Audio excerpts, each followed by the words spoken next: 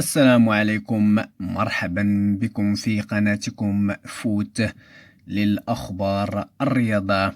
موعد مباراة المنتخب التونسي مع نظيره المنتخب التنزاني ضمن الجولة الثالثة من المجموعة الثالثة من منافسات كأس أفريقيا المغرب، حيث تقام هذه المباراة على الساعة 5 عصرا بالتوقيت المغرب والجزائر وتونس، من أجل حسم في وصافة المجموعة الثالثة.